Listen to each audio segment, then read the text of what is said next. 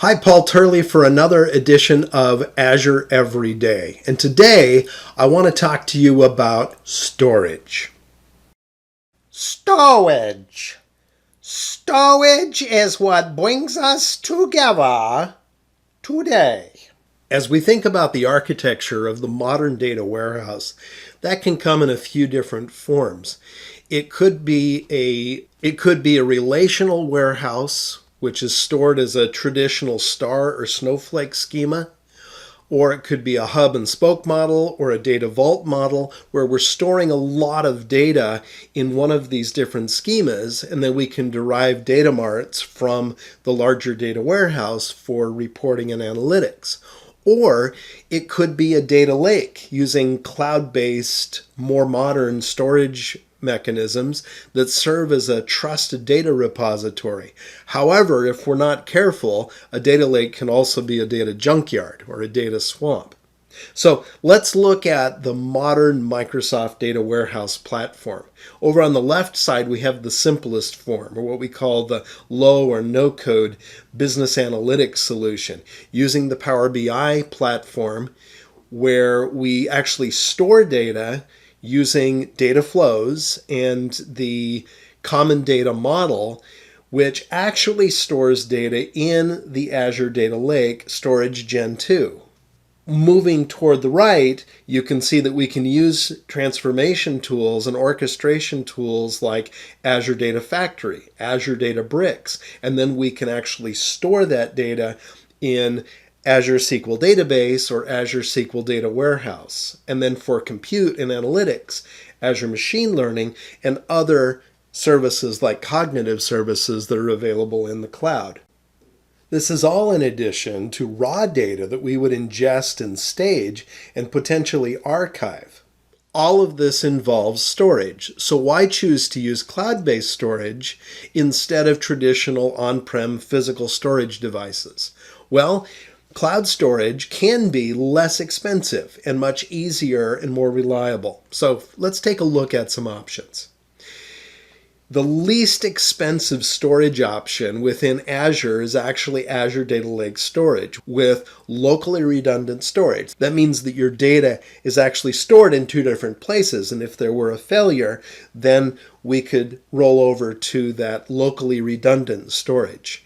We also have the option for geo-redundancy and faster or more optimized storage options using block blobs, managed disks, or files.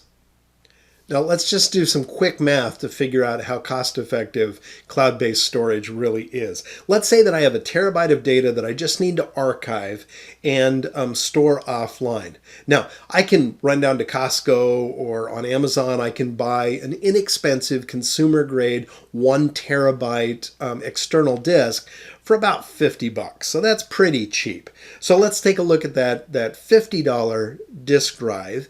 If I compare that to the cost of the least expensive Azure storage with local redundancy, over 2 years, that's going to cost me about half of what that external hard disk is going to cost me. Now, for redundancy, that's going to cost me $200 or $300 for a RAID device that has 1 terabyte of storage. And so, again, that's costing me at least 5 or 6 times what it would cost me to store that data in Azure. So as you can see, cloud storage is pretty cheap.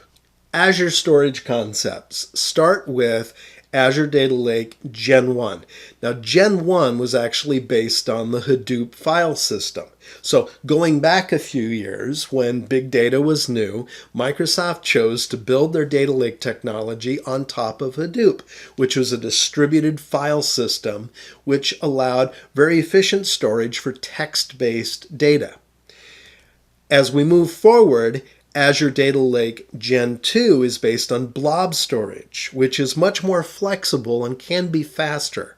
So eventually, Azure Data Lake Gen 2 will replace Gen 1, which is based on blob storage. Depending on what you're storing, whether it is truly binary data stored in binary large objects, or files, or text, or other types of data sources, there are different storage containers within Azure Data Lake Gen 2 that can be used as the most optimal way to store that data. Blob containers are the most flexible.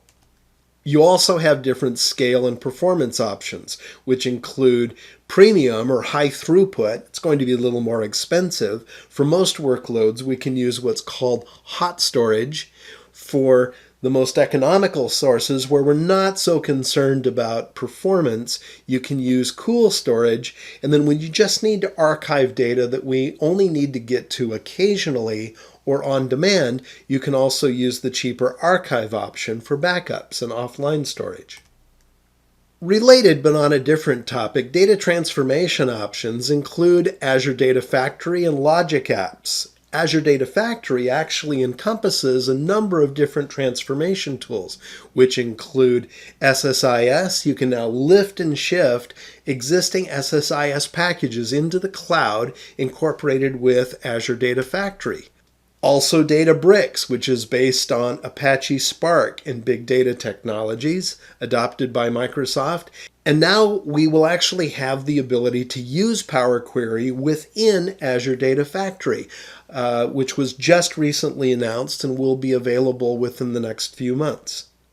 I hope this gives you a better understanding of your storage options in the cloud. Whether you're architecting a database solution, an application, a data warehouse, or data analytics solution, you have lots of great options within the Azure ecosystem to store, ingest, and manage your data. That's it for Azure Every Day. I appreciate you joining. Watch for these resources after the recording.